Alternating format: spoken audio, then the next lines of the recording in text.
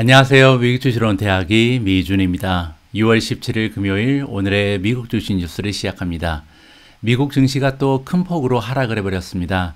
저도 그래서 아주 오래간만에 증권 앱을 켜고 저의 포트폴리오 현황을 좀 살펴봤는데요. 손실액이 정말 많이 커졌더라고요. 하지만 제 투자 자금이 이렇게 손실이 커진 것보다 더 속상한 것은 미주은과 함께 해주시는 많은 분들 중에 아마도 저보다 훨씬 더 투자 환경이 열악하신 분들이 계실 텐데 정말 많이 심적으로 힘드시겠구나라는 생각을 하면서 조금 저 역시도 스트레스를 받고 있는 요즘입니다. 아무쪼록 미주은과 함께 해주시는 모든 분들이 좀 웃을 수 있는 날이 하루빨리 찾아왔으면 좋겠습니다. 이번 하락장이 얼마나 오래 될지도 잘 알 수가 없고요. 또 얼마나 많은 폭으로 주가가 추가적으로 하락할지도 아무도 예측하기는 어려울 것 같습니다. 하지만 우리가 투자를 처음에 시작할 때 우리가 가지고 있었던 투자 계획 그리고 지금 현황을 우리가 계속 모니터링 하면서 개인적인 여건에 따라서 전략을 수정해 가시리라고 생각을 하고요. 아무쪼록 감정에 얽매이지 마시고 맑은 정신으로 이 상황을 잘 이해하시고요. 여러분들 현재 가지고 계신 개인적인 여건을 잘 발휘해서 최선의 선택을 계속해서 잘 해나가시길 바랍니다. 자, 그러면 6월 17일 조금은 무거운 마음을 안고요. 오늘의 미국 주식 뉴스 바로 시작합니다. 자, 목요일 미국 증시의 마감 시황입니다. S&P 500 3.25% 빠졌고요. 다우존스가 2.42% 마이너스를 보였습니다. 나스닥은 무려 4.08%나 추락을 하면서 마무리가 됐고요. 러셀 2000 중소형주가 모여있는 러셀 2000 지수는 무려 4.70%나 빠졌습니다. 자, 러셀 2000에 대해서 한 번도 설명드린 적이 없는데요. 시가총액 기준으로 했을 때 가장 덩치가 큰 1000개 기업을 우리가 러셀 1000이라고 부르고요. 이 1001위부터 2000위까지 모아놓은 지수를 러셀 2000이라고 부른다. 이렇게 이해하시면 됩니다. 자, 다음은요. 개별 종목의 성적표도 한번 보도록 하겠습니다. 오픈도어가 15.79%나 폭락을 했고요. 로블록스가 14.57%, 루시드 11.24, 애쉬 9.27, 그리고 유니티 소프트웨어가 9.18% 빠졌습니다.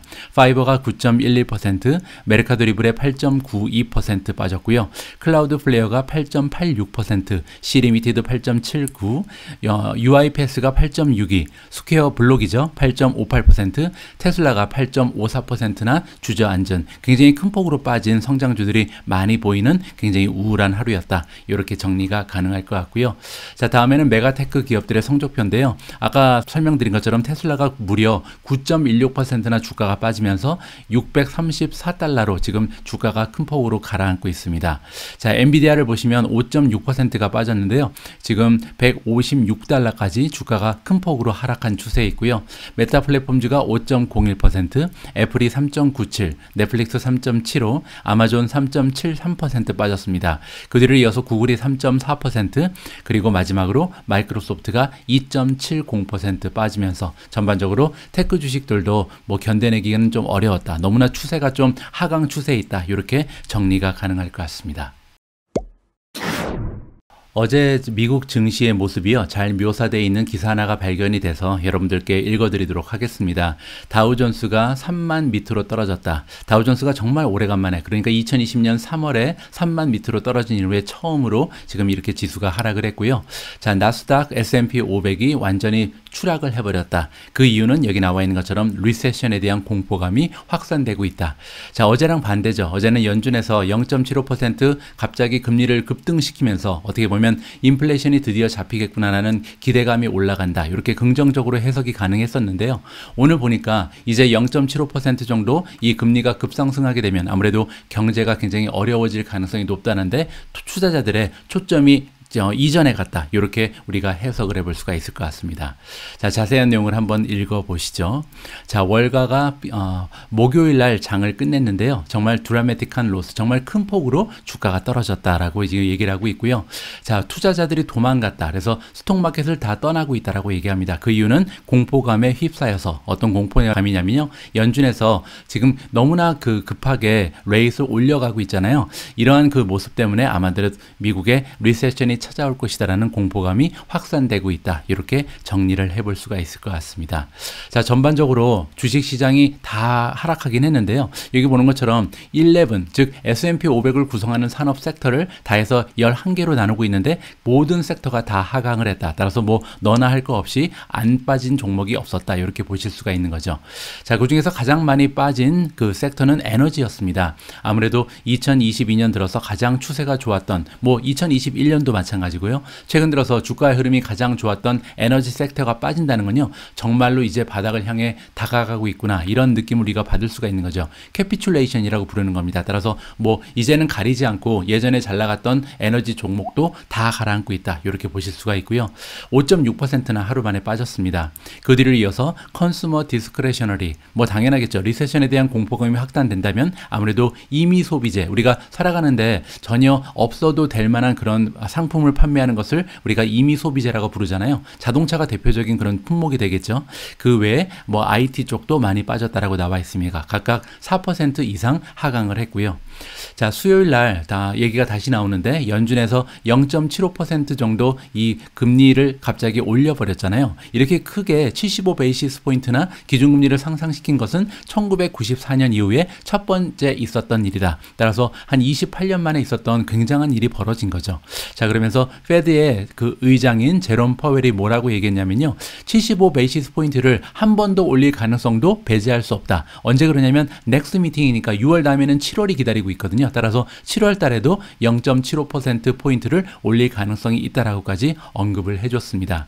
자, 그런데 우리가 잘 알고 있는 것처럼 수요일 날은 일단 주가가 랠리를 했죠. 자, 이렇게 올라간 이유는 투자자들이 베팅을 했는데 어디에 베팅을 했냐면 지금 너무나 강력하게 이 이유를 올리고 있기 때문에, 금리를 향상시키고 있기 때문에 결국은 인플레이션이 가장 큰 문제였는데 이 인플레이션을 잡을 수 있겠구나, 이렇게 기대감이 올라갔다는 거죠.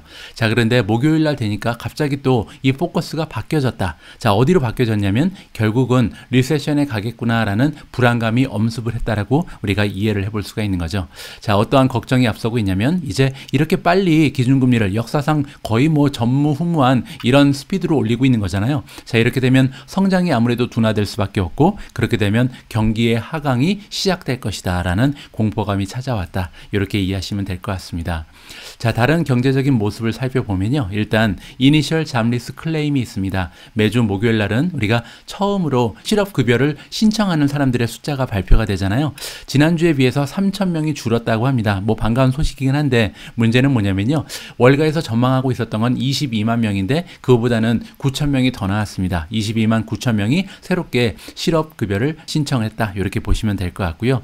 한 가지 더 우울한 소식이 겹쳐서 발생을 했는데 5월 달에 하우징 스타트라는 것은요. 이제 새롭게 집을 신축하는 걸 얘기하는데 무려 14.4%가 줄었습니다. 자, 그런데 14.4%가 줄은 것이 작년 대비가 아니고요. 전달에 비해서 그랬다는 겁니다. 4월 달에 비해서 지금 5월 달에 주택을 신축하는 건수가 14.4%나 갑자기 급격하게 가라앉았다. 따라서 지금 경기가 정말 나빠지는구나 하는 것을 여기서 우리가 확인을 해볼 수가 있겠죠.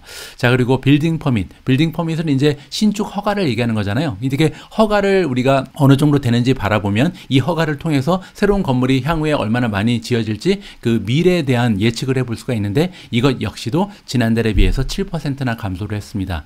따라서 부동산 시장이요 정말 급속도로 얼어붙는 것을 여기서 우리가 직접 어떻게 보면 평가를 해볼 수가 있는 거죠.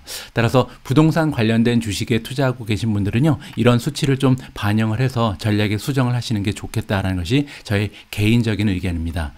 자, 이렇게 어려운 일들이 계속해서 겹치면서 어제 굉장히 좀 어려운 장세가 이어졌고요. 자, 월요일까지 이런 분위기가 좀 이어지지 않았으면 하는 마음을 가지고 다음 기사로 넘어가 보도록 하겠습니다.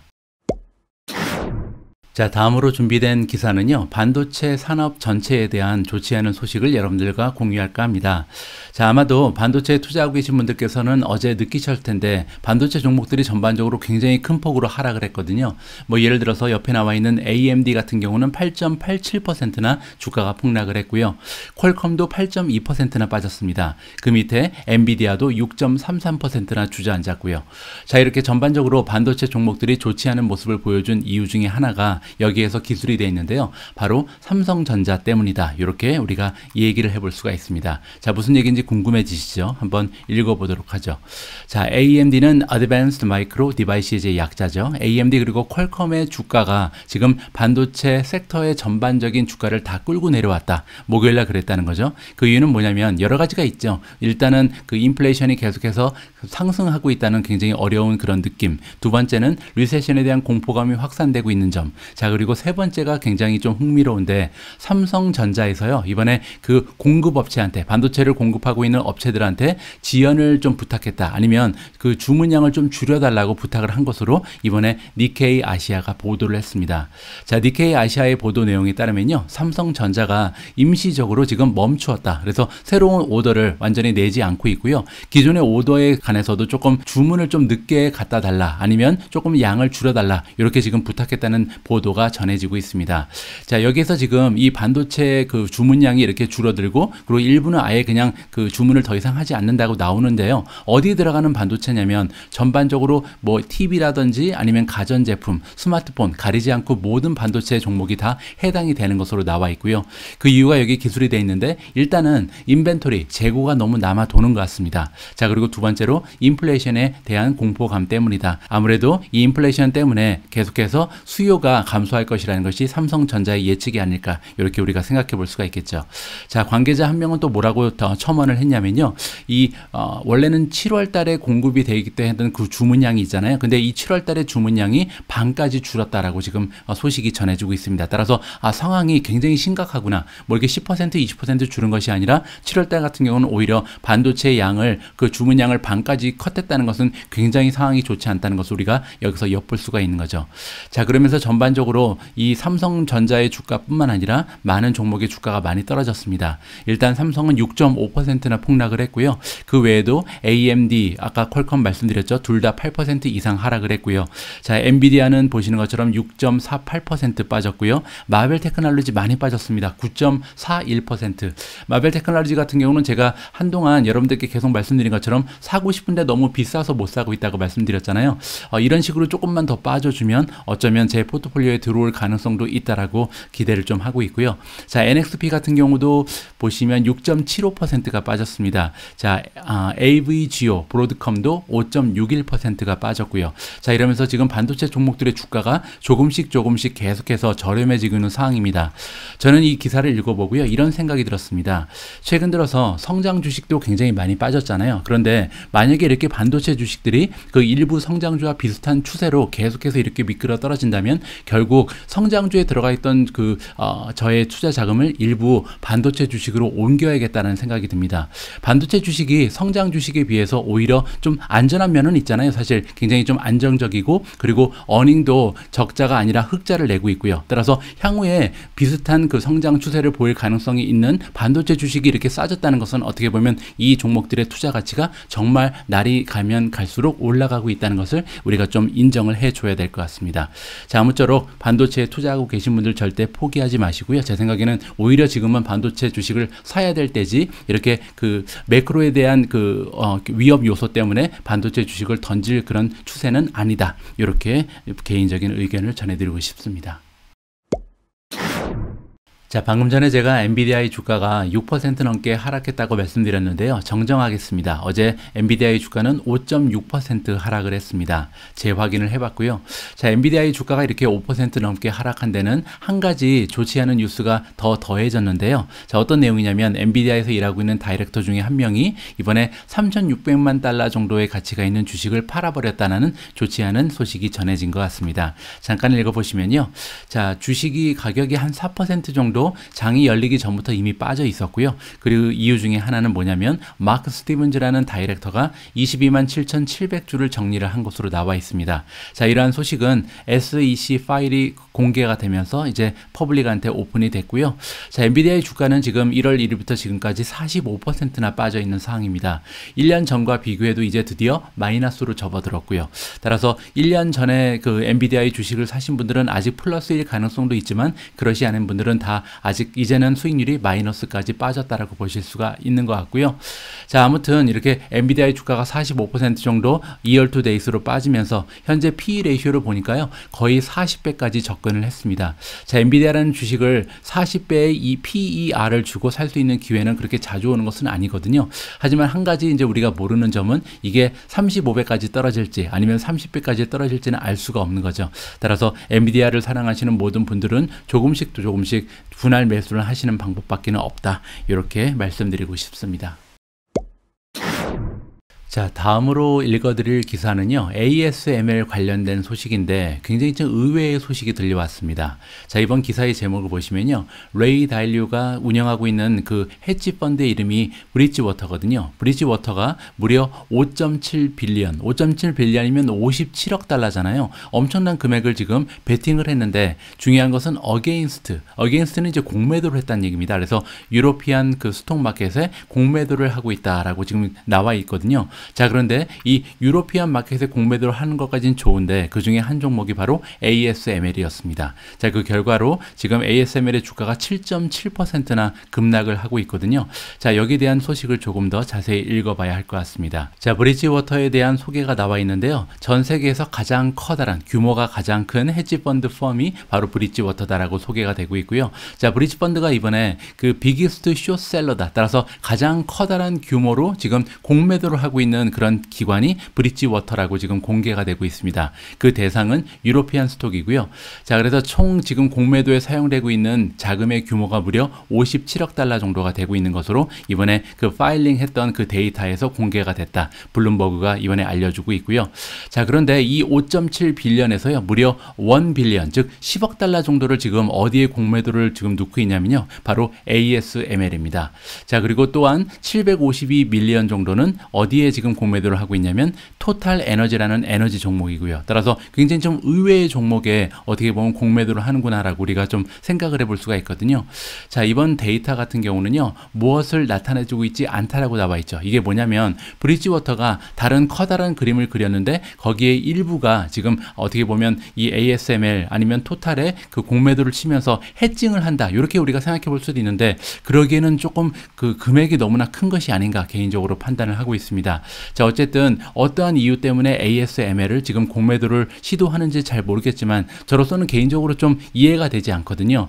왜냐하면 ASML에 여러분들이 조금만 그 이해를 하시는 분들은 이미 알고 계신 것처럼 없어서 기계를 못 파는 그런 기업이잖아요. 주문이 굉장히 많이 몰려 있죠. 따라서 ASML 같은 경우는 경기의 이 흐름에 별로 영향을 받지 않고 있는 그런 기업 중에 하나거든요. 따라서 같은 반도체 종목이라고 하더라도 지금 그 주문이 이렇게 계속해서 밀려 있는 기업들 같은 경우는 좀 경기가 오랫동안 침체된다 해도 이런 매출에는 별로 영향이 없을 것 같은데 왜 ASML에 이렇게 커다란 그 공매도의 자금을 넣어놨는지는 우리가 조금 더 자료를 찾아봐야 할 것 같습니다. 지금으로서는 좀 이해가 되지 않는 그런 베팅이라고 설명을 드릴 수 있을 것 같고요. 자, 어쨌든 ASML은 오래간만에 주가가 많이 빠졌습니다. 그래서 지금 현재 466까지 주가가 떨어진 상황이고요. 자, 그래서 이 주가를 지금 1년 전하고 비교하면 33%가 떨어져 있는 상황이고요. YTD로 보면 41%나 주가가 하락을 해온 상황입니다. 자, 그래서 ASML이 지금 그 밸류에이션이 어느 정도 떨어졌는지 한번 보니까요, 아직까지 그렇게 싸지는 않습니다. 포워드로 봤을 때 PE 논 갭은 29배까지 떨어졌고요. 그리고 이제 갭 같은 경우는 29.28배입니다.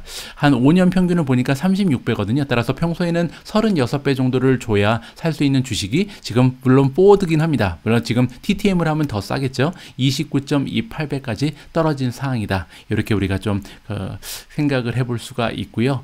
그 밑에 보시면 안타깝게도 프라이스 투 셀즈는 나와 있지 않습니다. 어쨌든 그 밸류에이션이 떨어진 것은 사실인데 여기에서 반등을 할 건지 아니면 조금 더 미끄러 떨어질지는 우리가 좀 지켜봐야 할 것 같습니다. 자, 다음으로 준비된 기사는요, 테슬라 관련된 소식을 준비해 봤습니다. 테슬라 주가 어제 굉장히 많이 빠졌습니다. 8.54%나 급락을 했는데요. 자, 한편에서는 테슬라가 만들고 있는 자동차의 가격을 굉장히 급하게 올리고 있다는 소식이 전해지고 있습니다. 자, 테슬라가 가격을 올렸다. 근데 모든 모델의 가격을 다 올렸다고 나와 있고요. 일단 그 지역은요, 미국의 한정적이라고 표현이 되어 있습니다. 그 이유는 여러분들 잘 알고 계신 것처럼 전기차를 만드는 데 필요한 모든 원자재의 가격이 굉장히 급격하게 올라 올라가고 있잖아요. 자, 이러한 원자재 가격, 즉 비용이 올라가는 것을 무마시키기 위해서 어쩔 수 없는 결정이라고 생각하면 될 것 같습니다. 자, 이러한 소식을 전해주는 것은 로이터 통신이고요. 자, 테슬라라는 기업에서 이번에 모델 Y 롱 레인지를 지금 원래는 62,990달러였는데요. 65,990달러로 3,000달러가 갑자기 올라갔습니다. 뭐 하루아침에 3,000달러면 거의 뭐 400만 원 가까이 올라가는 거잖아요. 따라서 굉장히 큰 폭으로 차량의 가격이 올라가고 있구나라고 이해를 해볼 수가 있는 거죠.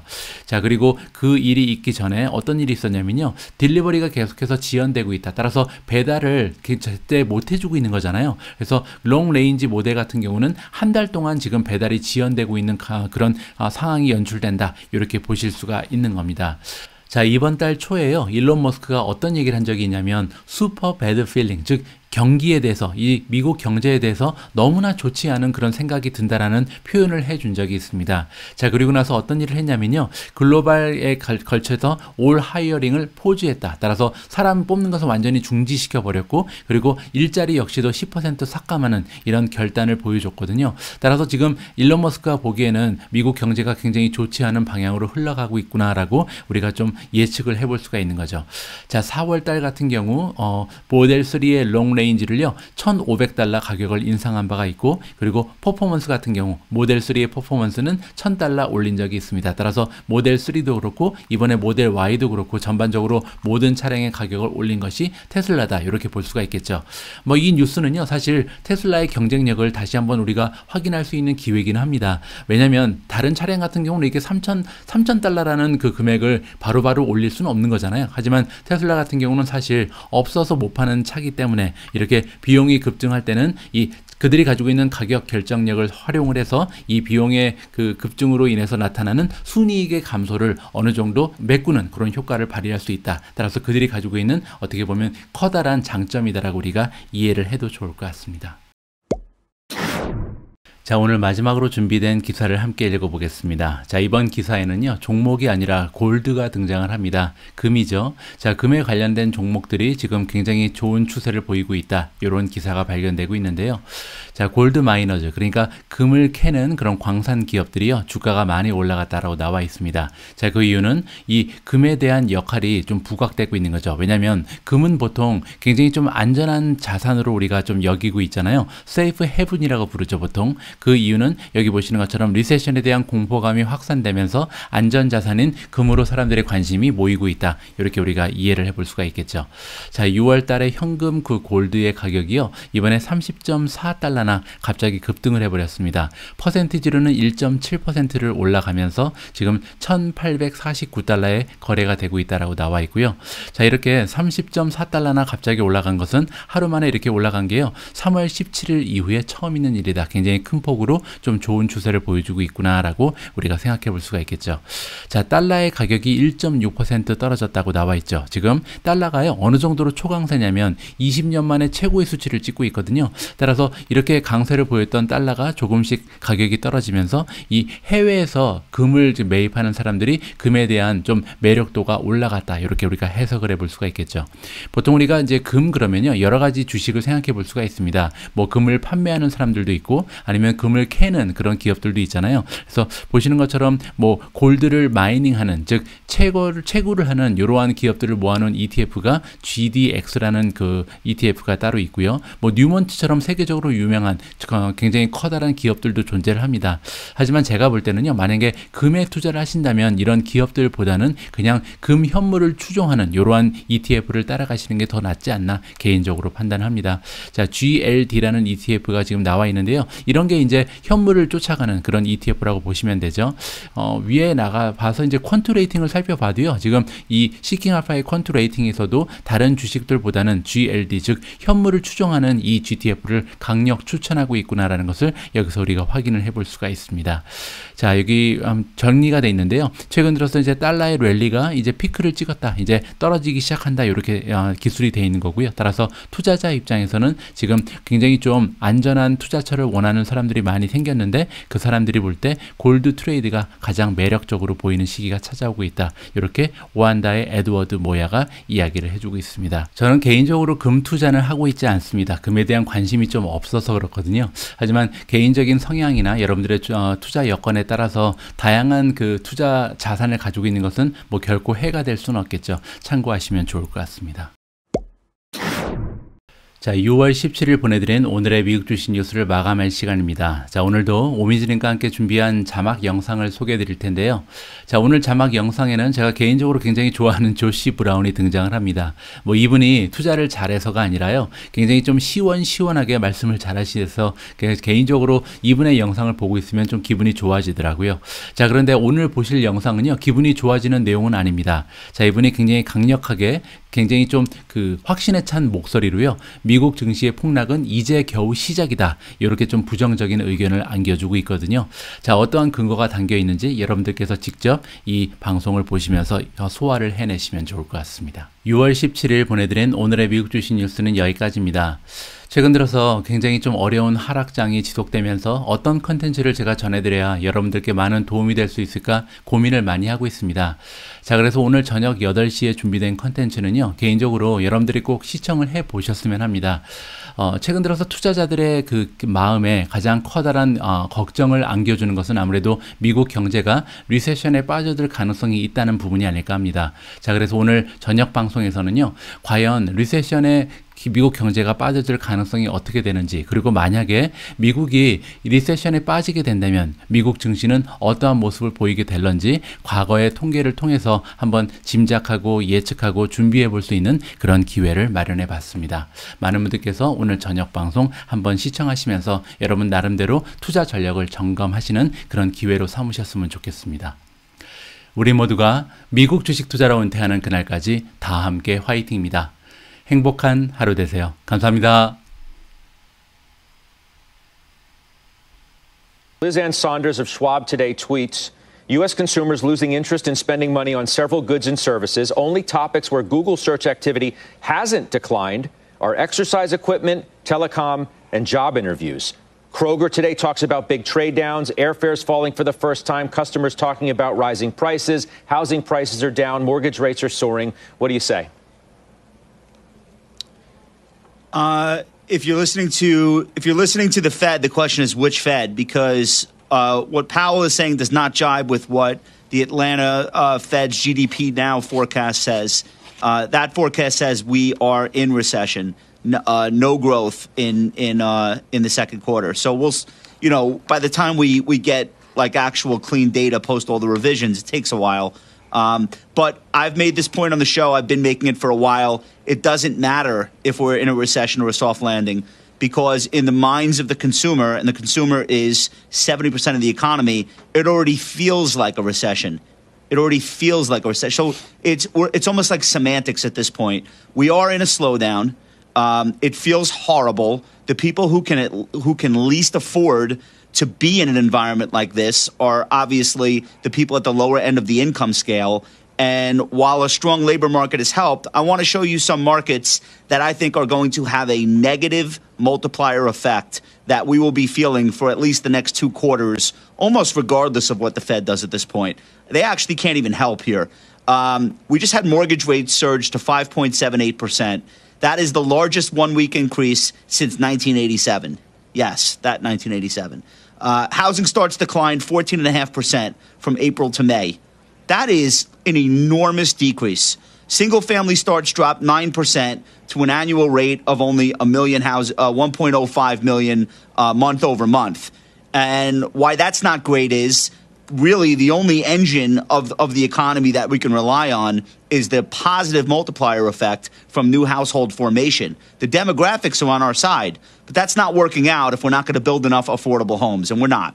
And so now building permits fall another 7%. That's month over month. That's not versus last year. These are startling, almost overnight declines, echoed in the layoffs that we've heard about from Compass and Redfin, and there will be more. And so you see the home building stocks. You see DHI, you see Lennar, NVR, you see Pulte. Mm-hmm. They're all down somewhere between 5 and 8% today. But they're tiny stocks.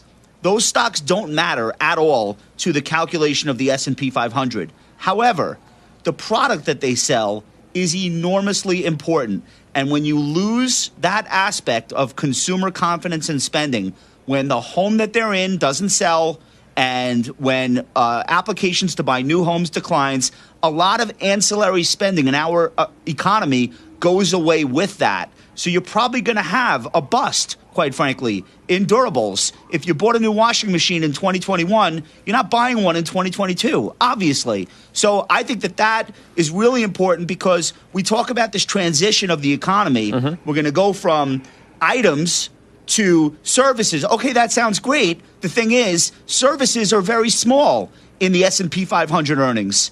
Durable goods and actual items that we buy are very large. It's just a relic of the way these indices were originally constructed. So if you understand that the few remaining areas where there's consumer enthusiasm, like travel, are really tiny for the earnings picture, then it's hard to say that having earnings up 8 or 9% this year is realistic. And what that ends up meaning is people coming out, cutting estimates, and you will see them start to say in 2 months and 3 months what I am saying now, which is that negative multiplier effects from high gasoline, from overconsumption over the last 2 years that doesn't need to be repeated, right, and from falling home values and home equity and stock market portfolios make it so that the idea of a soft landing really becomes laughable. And the longer this goes on for, the more laughable it is. So I'm holding out hope that it doesn't have to be 2008 or anything like that, but we've not seen the worst yet.